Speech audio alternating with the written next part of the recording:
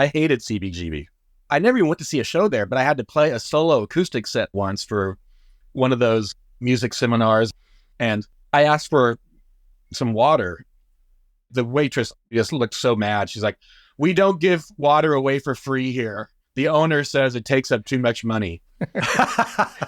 To me, that was CBGB's.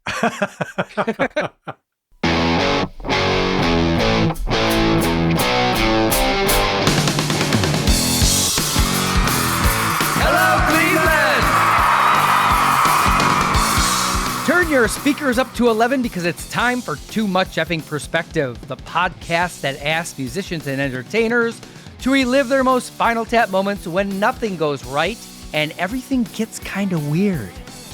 I'm your host, Alan Keller, a comedy writer in LA and former lead singer of the least heralded Chicago band, the Falling Walendas. And I'm your co-host, Alex Hoffman, former tour manager for Radiohead and former lead singer of the least heralded Milwaukee band, The Vainglorious. Our guest today is lead guitarist for one of the most influential Seattle grunge bands, Mudhoney's Steve Turner. We talked to Steve about the time he was asked to join Nirvana as their second guitarist, what it was like to share a bed with Heart's Nancy Wilson, and the disagreement with future Pearl Jam members Stone Gossard and Jeff Ament that caused Steve to leave what many consider to be the original grunge band, Green River. So without further ado, let's go to the TMEP show! It really puts perspective on things, doesn't it? Not too much. There's too much yeah, effing perspective now. Alex, compromise is often a good thing. At work, in marriage, when you get pulled over by the cops for speeding and she tells you what the fine is and you tell her how much you're willing to pay. And Alan, it doesn't work that way. All right, well, compromise works out for everyone usually, but the one place where it does not work out ever, in fact, it's a dirty word, is in art. The reason artists create in the first place is to convey their unique vision of the world to the world. Undiluted, unfettered, uncompromised. And if they are not strong enough to fight for their vision, or worse, are willing to compromise it in order to get along or make money, then they are more entertainers than artists. And entertainers want to please people, whereas artists want to enlighten them.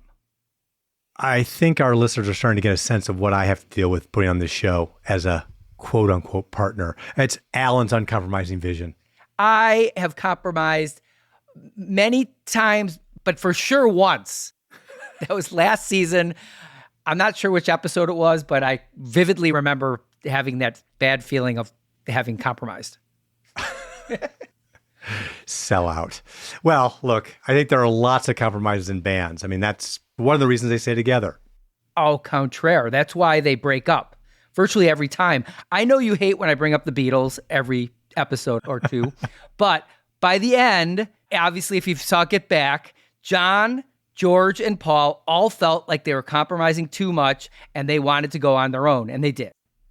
And how'd that one work out? I'm sure that even you, Alan, would say that the Beatles as a whole, four artists who compromised their respective visions for a collective one, are far better than they were on their own. Yeah, well, yeah. And our guest today, Steve Turner, told us that whenever he was asked to compromise his artistic vision, he refused. He may have passed up some big opportunities to do that, but in my effing perspective, after talking to him, he never regretted it. Do you agree? I'm still trying to think of a comeback for that whole Beatles debacle.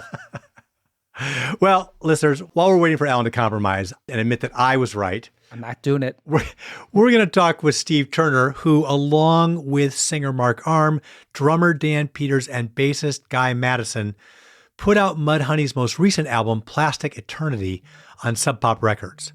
But first, a short break.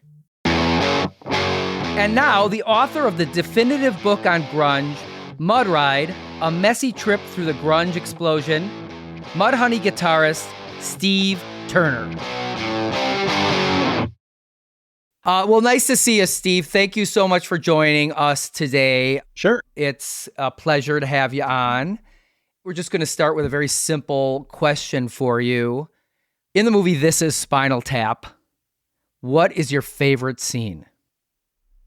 I watched almost all of it a couple nights ago again.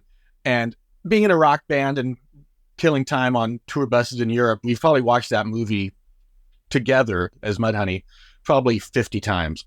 And somehow you always catch something that you didn't catch the time before, And I think my favorite thing that Dan, our drummer, caught once was when they're lost underneath the stage and they run into Bo Diddley as the janitor, right? And Bo Diddley's giving them directions. And at some point he says, "I just jog to the left." And one of the guys says, "Jog? We don't have time for that." That is also the favorite scene of our first guest we ever had on the show, the drummer from Styx and my band, the Falling Wallendas, Todd Zuckerman, who actually played with Spinal Tap on a couple occasions. Mm-hmm. And it's not Bo Diddley. That's another guy who actually, what was his name? He's got a great name. He does have a wonderful name, Alan. We don't remember what it is. Oh, yeah, you just said it. It's Wonderful. Wonderful Smith. That's his name. But it's not Bo Diddley. Dang. Yeah. I know more about Bo Diddley maybe than Spinal Tap.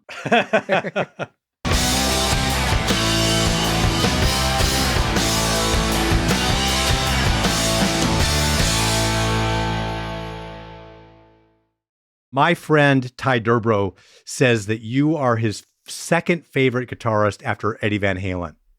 And Ty said, "I couldn't copy Eddie Van Halen, but I heard Steve Turner and I said, I can do that." And that deeply influenced his guitar playing. That's great. So as a guitar player himself, Ty told me that he's really curious about your fuzz pedal collection. And of course, your acclaimed debut EP was called Super Fuzz Big Muff, right? Yeah. So bringing this into the Spinal Tap moment context, any oddball stories you can share about acquiring or using your fuzz pedals? The closest thing to a Spinal Tap story with a fuzz box would be one of the times we played LA, Mark jumped into the crowd and hit somebody in the head, and that really pissed this guy off. So for some reason, he stole one of my boxes off the stage, a Memphis distortion, which was just kind of a cheap knockoff of an MXR. And somehow, I think he was trying to sell it on eBay like 15 years later. Wow. And it really pissed Mark off. So he got a hold of the guy, and the guy was a lawyer now, and he threatened to sue Mark. Huh. And he seemed like crazy. We looked him up. This was the early days of the internet. And I don't even think he was actually a practicing lawyer at this point. He'd had some legal troubles, and he was clearly off his nut. So we just kind of let it go. So I almost got the box back, but then it was crazy lawyer guy ready to sue Mark. So Mark's like, "Okay, we're not touching this." That's so funny. You brought up the internet, the early days of the internet. My band, the Falling Wallendas, was part of the Chicago scene of the early 90s, and Mudhoney was part of the Seattle grunge scene that happened right before the Chicago scene. And I think those two cities were really the last two scenes to hit before the internet took off and killed off all that kind of regionalism. Sure. And the impact on me is that you can't find my band, the Falling Wallendas, anywhere on the internet. When we were at least somewhat known, all our press was on something called, and maybe our listeners haven't heard of this before, newspapers and magazines. And so I was wondering, Mudhoney also was pre-internet for the most part. How has that impacted your notoriety? Well, we got to see the last of the truly independent music scene of the 80s, I think. When we first toured, it was still very regional. One of the best examples was going to Kansas City on our first tour in the fall of 88, and how differently they danced, and their whole thing was just completely off the rails. We went to this house party after the show. There was all these young dudes with their shirts off, slam dancing with giant cardboard boxes. Like cardboard box that a refrigerator would go in. And they were just bouncing off of them and trashing the crap out of these cardboard boxes in the basement. We're like, well, never seen this before. That's different. It wasn't just the internet either. MTV kind of spread the culture just before the internet, kind of, right? Where the mosh pit was a regional thing, and stage diving was different in different places. In Seattle, in the early to mid 80s, we had this thing, we kind of did the salmon spawning thing where we jumped onto the stage like fish. We didn't really jump off the stage as much.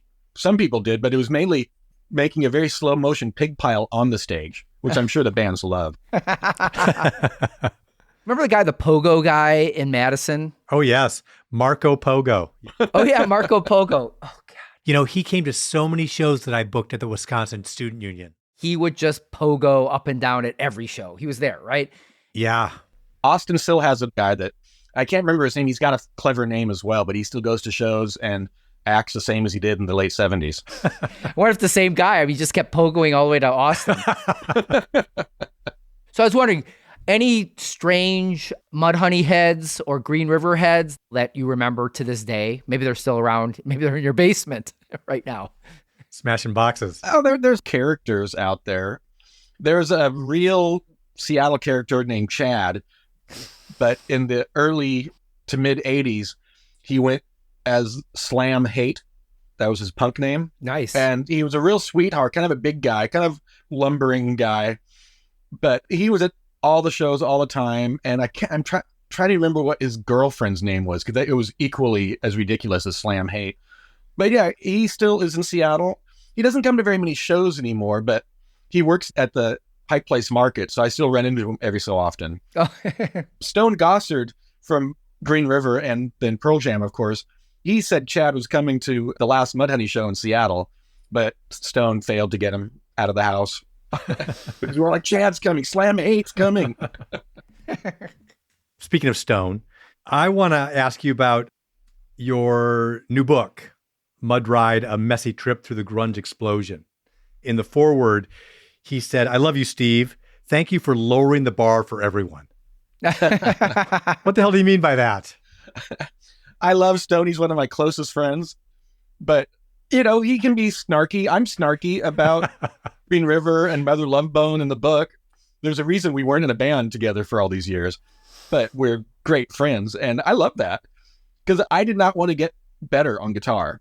I thought I was plenty good in 1984.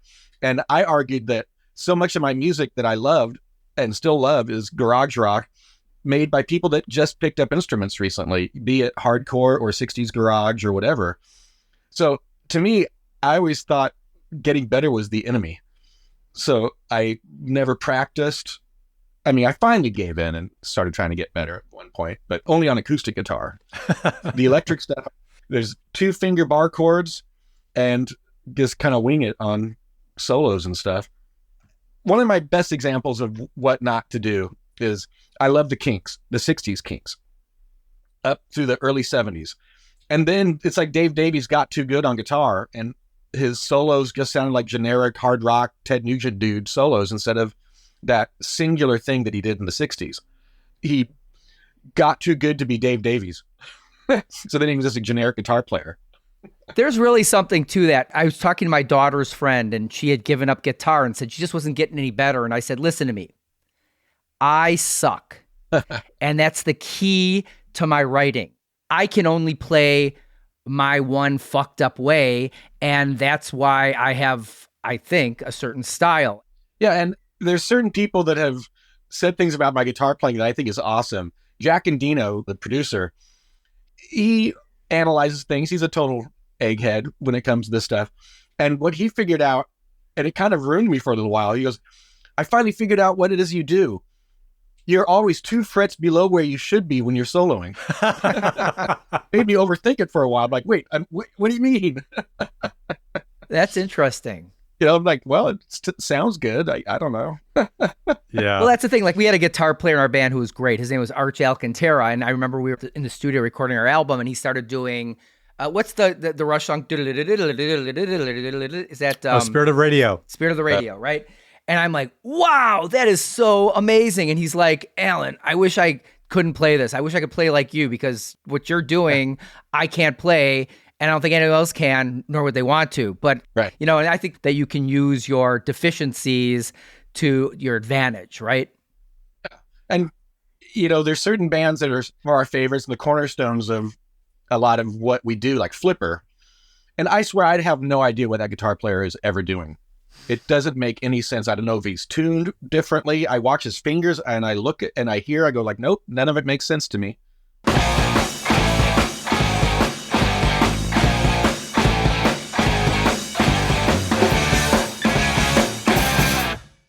So I want to go back to Mud Ride. You have your own great line in the intro where you said, there's absolutely a line where bands make a decision that pushes them one way or the other.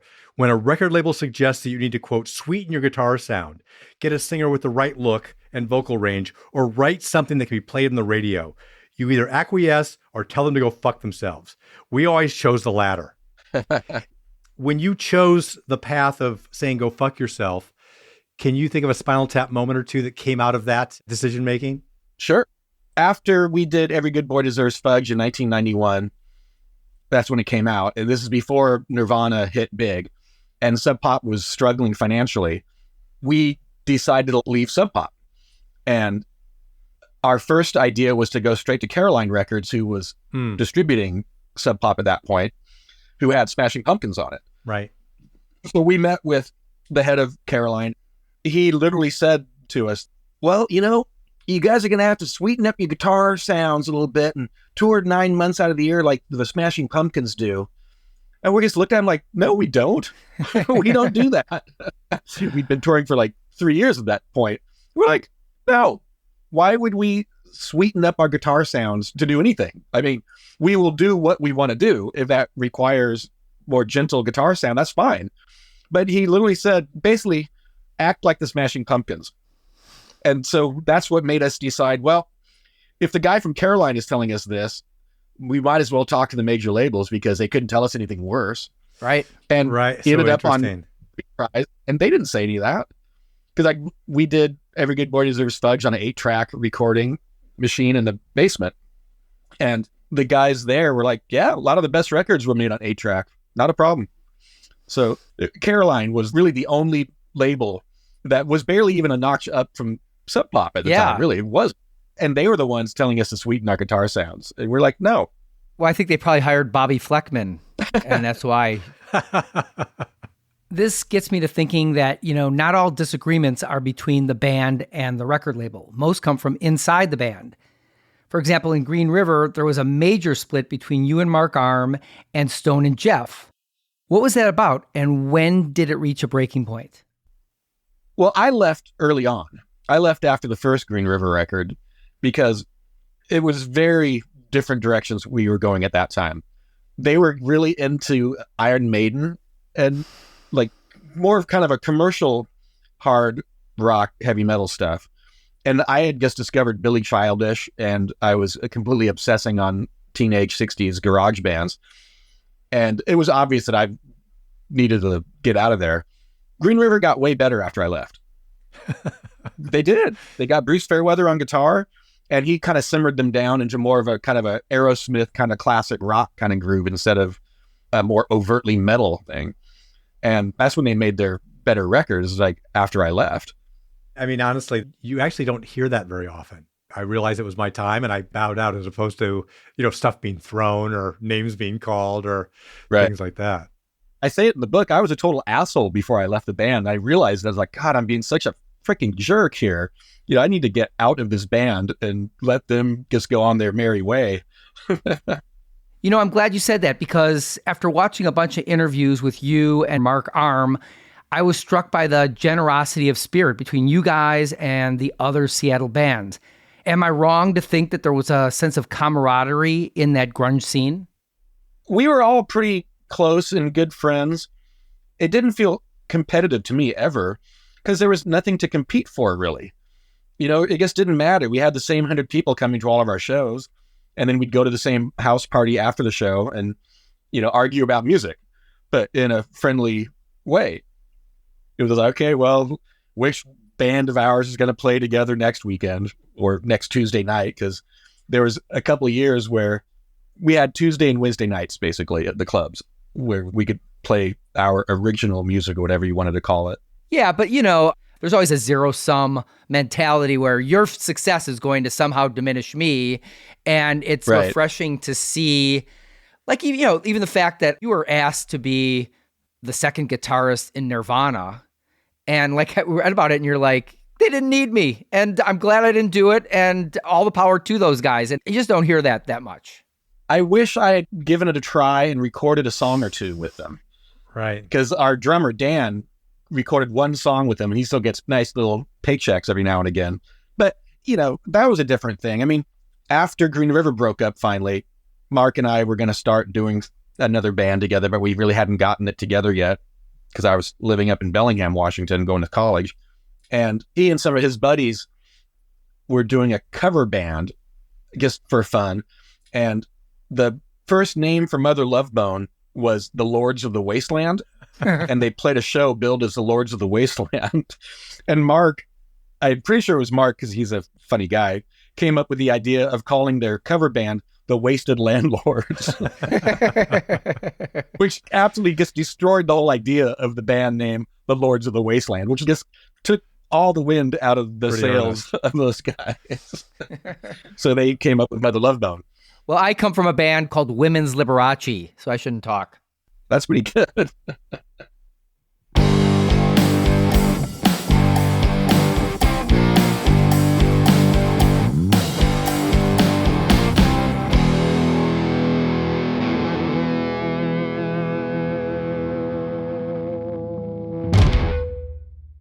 Steve, let's do a grunge rapid fire. I'll mention someone from the scene, and you share a Spinal Tap moment with that person. Okay? Okay. All right, great. Let's start. Courtney Love. I met Courtney early on. Her band Hole was coming through town, like late 80s. And I don't even know if I was at her show or some other show. She cornered me, and she had this kind of like a rehearsed backstory that she would tell everybody. Whereas, like, I didn't ask you where you used to work. I was a stripper up in Alaska, then Japan. The Arabian prince offered to marry me for money or whatever. And, my dad managed the Grateful Dead, and I bought my car from Fred and Tootie from Dead Moon because I think she knew that would impress me. So it was just like a barrage of like way too much information that she had. And that always seemed really funny to me. And the other one, maybe a year later, when they were still touring and I was living in a group house with Dan Peters, our drummer, and Ed Fotheringham, who did all the drawings and illustrations for a lot of our records and stuff. He answered the phone from Courtney one day and left a note hammered to the wall. It was part of a 12-pack of beer, because the inside he ripped it off. Right. And wrote, "Steve, your friend Courtney Love called and asked if she and her band can stay here this weekend. No, love, Ed." And we had that on the wall for like a year, I think, because it was just so indicative. Because we let anybody stay in our house. It was a party house. We had the cows stay at our house, for God's sakes. But yeah, that was a bridge too far for Ed after he talked to her on the phone for probably 30 minutes. Oh, that's super funny. In fact, I feel like when I was on tour, we showed up at a hotel one morning, got off the bus, and I walked in, and Hole had been there the night before or 2 nights before and like torn a bunch of shit up and stuff like that. So they were little off bands when we arrived. We did a tour of the UK with Hole. I enjoyed the band and the people. I never had much ill will towards Courtney or anything. It was her show. And the other poor members of Hole were just kind of forgotten bystanders. And they changed. But the original lineup was a pretty great band. And I really dug hanging out with them all. But Courtney got a little, I always just thought she was crazy. Yeah. I love some of the Hole songs. Yeah. A lot of power. Yeah, I don't know anything about her at this point. I haven't seen her since probably 2 months after Kurt died. And I read the same stuff everyone else reads in the press. And I was just like, oh my God. Yeah. So speaking of Kurt, how about Kurt? Kurt Cobain. He was very shy. We did a lot of shows together and we would see each other quite often, but I just couldn't find a way in. We had nothing to talk about, it seemed like. I mean, Novoselic, he just wants to talk about Mustang guitars and goofy, weird shit like that. I'd known Chris way before Nirvana started because he was just the dude that was also in the Melvins van in the early Melvin days. And Dave was a super nice guy. He replaced Dan, our drummer, so there's always a little bit of a for Dan anyway. Wow. Was Dan between Chad Channing and Dave? Yeah. Oh, I didn't even know that. He was in there for like a month or two, and they played one show, their legendary show at the, what was the place called? They only had a few shows there. It was a old parking lot, basically. And he recorded one song with them, Grandma Take Me Home song. That's him drumming. So that's where he still gets his Nirvana residuals. And he did one photo shoot and one interview in a magazine. He did one of everything with Nirvana. That's fascinating. Yeah. Wow. Okay. How about Eddie Vedder? He's a great human all around. A super nice guy. He was really smart the way he met us. You know, like I said, I lived at this house with a bunch of rockers, and a photographer from LA, Chris Cafaro, was assigned to come take Mudhoney pictures. So we convened at our house, and his assistant for the photo shoot was Ed Vedder, but he didn't say that. He just said his name was Ed, and we were hanging out, drinking beer and talking, because photo shoots take a while sometimes. And this seemed like it was an all-day event, and a lot of beer was drunk. And then he finally said, yeah, I'm singing in the new band with Stone and Jeff. It was called, at that point, I think it was Mookie Blaylock. And so he kind of creeped it because he was such a cool guy. And just talking about surfing and, this, that, and the other thing. And then he kind of let it out that he was the new singer of those guys. Like, well, we already love this guy, so now we can't bitch about him. That's good. That's a great one. Yeah, he's just a nice guy. My girlfriend is a huge Pearl Jam fan. She knows way more about that band than I do. She's pointed out a lot of the live versions of songs. He is not singing any of the lyrics. He's just like, because he can't remember them because they do so many songs a night live and they switch it up. I know Stone told me a few years back before the pandemic that they were expected to know like 75 songs or something like that. Whoa. Because they play for like 3 hours. Yeah. And they want to always make every show a little bit different.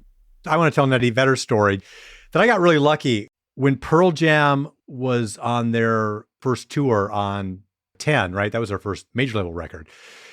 They came through Milwaukee. They played at Marquette University at this small theater called the Varsity Theater that holds maybe 800 or 1,000 people. And I had just gotten back from my first tour managing the Bodines. And I did not have a ticket for the show, but I just went to the box office, held up my tour laminate and said, I'm the Bodines tour manager. Can I get in? Sure, they waved me through. So that was nice. And I really didn't even know Pearl Jam's music, but I was really curious. And at some point in the show, Eddie did this thing where he climbed up on the lighting truss, which I think became part of his routine, but he was kind of up in the middle of the thing. And there was a point at which he realized he actually didn't know how to get down and was kind of stuck. So he signaled to the roadie to swing the microphone up, kind of Roger Daltrey style, right? Swing it up to him so he could grab it, which he caught it. And he lowered the mic back down to the stage and tried to slide down the cord almost like a fire pole. Yikes. Right? But he had to have been probably 10 feet from the stage when the mic cord snapped. Oh, man. And the band didn't miss a beat, by the way. So Eddie fell, hit the stage, jumped right back up and started dancing as the band just kept jamming. So it was an awesome rock and roll moment, but it was pretty wacky. There's some scary photos of him in those early days up on the lighting rigs, man. Like, I'm like, geez, man, that could have gone really bad. Foolish young men. Yeah, exactly. What about Lane Staley? I didn't really know Lane Staley. Yeah, I met him a few times. He seemed like a nice guy. I knew Jerry a little bit in the mid-90s. At some point in the grip of grunge mania, K2 Ski Company thought they were going to do a Mudhoney snowboard, so they gave us prototype snowboards and all the gear. Neat. I'm a skateboarder, but I've never gone snowboarding. So suddenly me and Mark had all the gear. So we're like, well, I guess we're going to go learn how to snowboard now. And so somehow I ended up going snowboarding quite a few times with Stone Gossard, Mark Arm, and Jerry from Alice in Chains. That's so great. And it was really fun. Like, Jerry's an awesome dude. But they didn't come from the exact same world that we came from. And nothing against it, but they were heavy metal dudes. And we were all kind of punk dudes. But there was a close relationship between the two scenes in Seattle. I'd just never seen their earlier bands because I was kind of an avowed dude that did not like heavy metal. I don't consider AC/DC or Motorhead heavy metal, so those bands get a pass. But the heavy metal stuff just never interested me that much, like Slayer or the glam stuff. I like the glam stuff more now than I used to. But anyway, so I didn't know those guys, including Lane. And I think I only met Lane when we did the Monkey Wrench radio sessions, which was Pearl Jam's radio show they did in the 90s. And a bunch of us all played in this little house that some of them used to rehearse at in Seattle. And, I think he was already kind of a mess by the time I met him. And I wasn't ever a drug guy. So, Another Seattleite that we had a wonderful conversation with, Nancy Wilson from Heart. She was sharing a Seattle-specific Spinal Tap moment, which was the release party for the film Singles, which was held at the Edgewater Hotel. And she did mention seeing Mark Arm, your bandmate, throw up into a planter at the party. And I'm wondering, what were you doing, Steve? I was laying on a bed with Nancy Wilson for a little while. Oh, no, you lucky guy. She probably had no idea who I was, but it was just one of the rooms full of people. And it was me and her not doing anything, just sitting on a bed, drinking beer and talking with everybody. But so I can say I have been in bed with Nancy Wilson. Well, you know what? By that same yardstick, I can say I've been in bed with Sheryl Crow, because when I was on tour with the Bodines back in 93, believe it or not, Sheryl Crow was opening. And we had a night off in Nashville because the two main guys, Sam and Kurt, had to go to New York to play Letterman. So we were sitting together in the room watching the Letterman performance, and I was on the bed next to Sheryl, enjoying that. So, lucky man. You are both my idols. And I'll tell you, Nancy Wilson, we interviewed her. She was so nice, just wonderful. Yeah. In that era in the early 90s, Hart was very supportive of what was happening in Seattle. She seemed to be really proud of the scene. Yeah, I think they were pretty energized by it because 70s Seattle, they were all alone, man. There was nothing else happening from Seattle, if you think about it, except Hart. Right.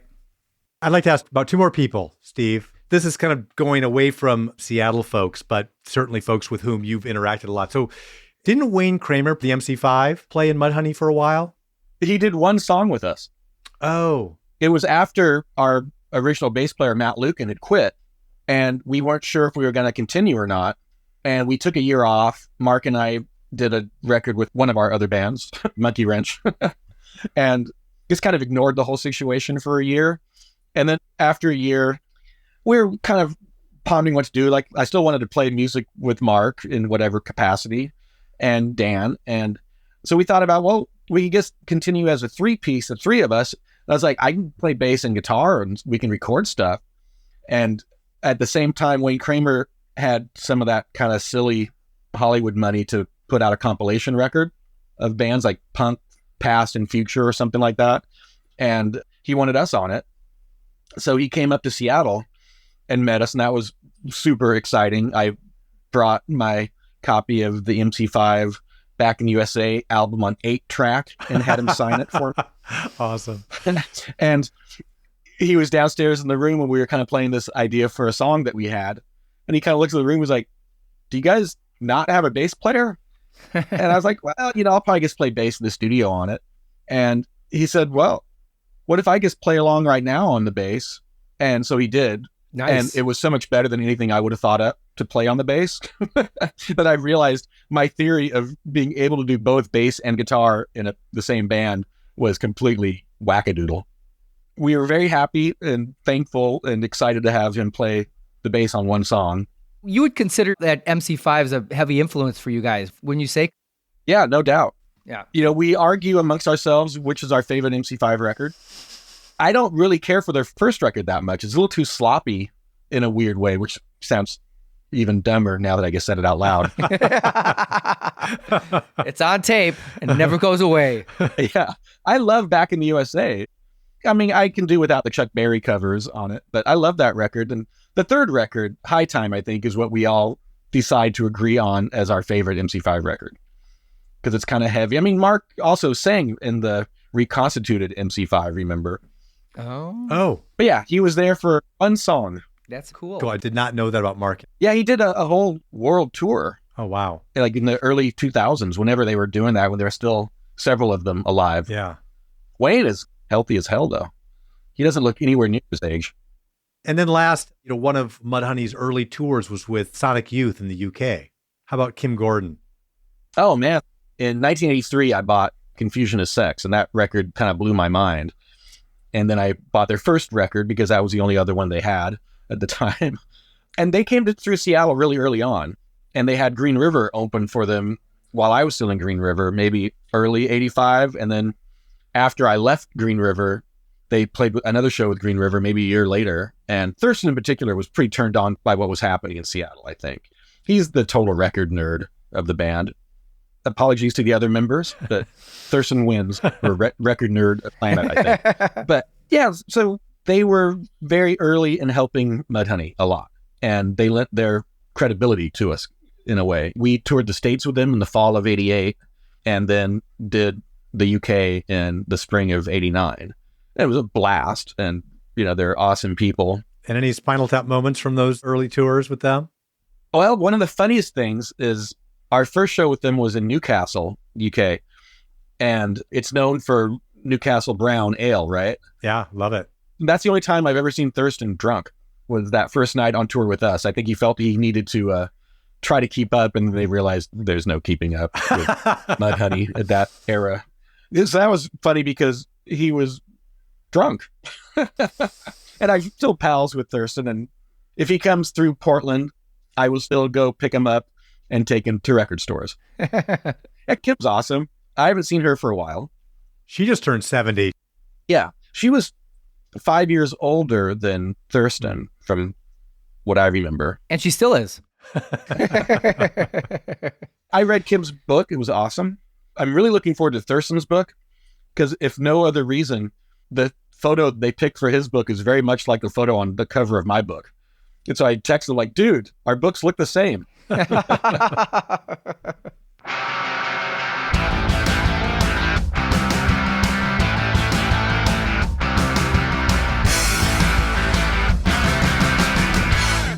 Steve, thanks for swapping all these stories with us.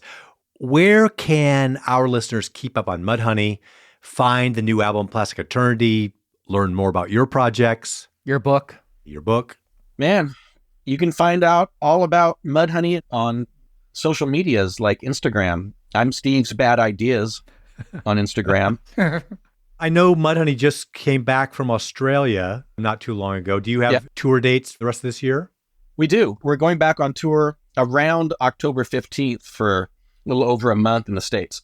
So we'll be all over the East Coast, through the South, West Coast, Midwest. It's hard to do the States a month. Yeah. A lot of driving. Been there, done that. Yes. Big country. It is. Too big. All right, Steve, thank you so much. It's been a lot of fun. Yes. Great meeting you, and thanks for sharing your great stories. Sure thing, man. Thank you. It was fun. Listeners, your friend Courtney Love called and asked if she and her band can stay at your house this weekend. No. Love, the TMEP show. We sure appreciate Steve Turner taking us on this mud ride. Definitely worth the dry cleaning bill. And special thanks to Mike Fontana Rosa for recommending that we talk with Steve and making the introduction. It is always nice to meet the neighbors. I didn't even know we were neighbors. Too Much Effing Perspective is a Milwaukee Talkies original. Our editor is Gretchen Kilby. Our music composer is J.K. Harrison. Please follow us on Instagram and Facebook at TMEP Show and sign up for emails on our website. That's tmepshow.com. Although it would be as great as having armadillos in our trousers, this podcast is not affiliated with This Is Spinal Tap, and no person or entity connected with the film has sponsored or endorsed its content. This podcast is not affiliated, sponsored, or licensed by Authorized Spinal Tap LLC or Century of Progress Productions.